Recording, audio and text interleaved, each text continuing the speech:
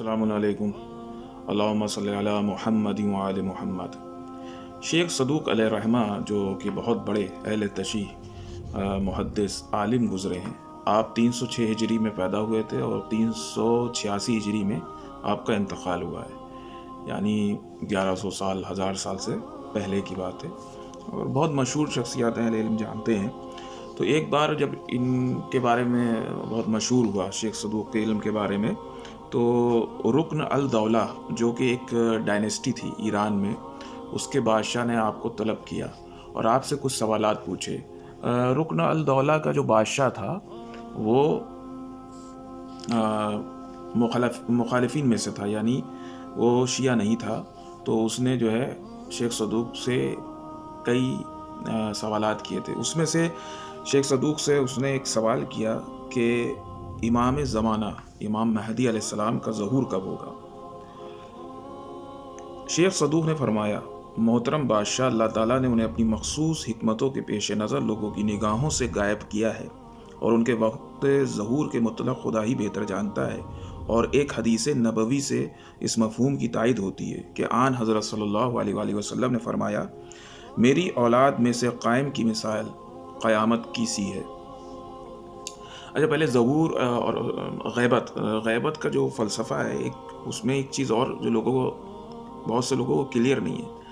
غیبت کا مطلب یہ نہیں ہے کہ امام کہیں چھپے ہوئے ہیں یا کسی ایک جگہ رہتے ہیں، ان کی کوئی ایک جگہ نہیں ہے، وہ اپنی مرضی کے مالک ہیں، اس زمین پر ہیں، اور وہ مختلف جگہوں پہ مختلف وقت میں جاتے ہیں۔ دوسری چیز، غیبت کا ایک اور جو طریقہ ہے، یا یوں کہہ لیجئے کہ جیسے اگر امام آ بھی جائیں گے اور آپ انہیں دیکھ بھی لیں گے تو آپ پہچان نہیں سکتے۔ یعنی ایک شخص ہے جو مارکیٹ میں جاتا ہے، ہزاروں لوگ اسے دیکھتے ہیں، یا آپ ہی ہیں، آپ جب مارکیٹ میں جاتے ہیں تو آپ کو ہزاروں لوگ، لاکھوں لوگ آپ کو دیکھتے ہوں گے، آپ ان کی نگاہوں کے سامنے سے گزرتے ہوں گے، مگر وہ آپ کو نہ تو پہچانتے ہیں نہ جانتے ہیں۔ وہ کچھ لوگ ہوں گے جو جانتے ہوں گے، وہ پہچانتے ہوں گے۔ اسی طریقے سے غیبت جو ہے وہ یوں ہی ہے کہ آپ امام کی معرفت یا پہچان نہیں رکھتے۔ اگر امام آپ کے سامنے آ بھی جائیں، جب تک ان کی مرضی نہ ہوگی آپ انہیں پہچان بھی نہیں سکتے۔ بہرحال، تو رسول اللہ صلی اللہ علیہ وآلہ وسلم کی حدیث شیخ صدوق نے سنائی کہ میری اولاد میں قائم کی مثال، قائم یعنی امام مہدی علیہ السلام کا لقب ہے، قیامت کی سی ہے۔ پھر آپ نے آیت پڑھی، یسألونک عن الساعة ایان مرساها قل انما علمه عند ربی لا یجلیها لوقتها الا هو ثقلت فی السماوات والارض لا تأتیکم الا بغتة یسألونک کأنک خفی عنها یسألونک کأنک حفی عنها قل انما علمها عند اللہ ولکن اکثر الناس لا یعلمون۔ یہ سورہ اعراف کی آیت 187 آپ نے تلاوت کی۔ پیغمبر یہ آپ سے قیامت کے بارے میں سوال کرتے ہیں کہ اس کا ٹھکانہ کب ہے، یعنی اس کا وقت کب ہے، تو کہہ دیجئے کہ اس کا علم میرے پروردگار کے پاس ہے، وہی اس کو بوقت ظاہر کرے گا۔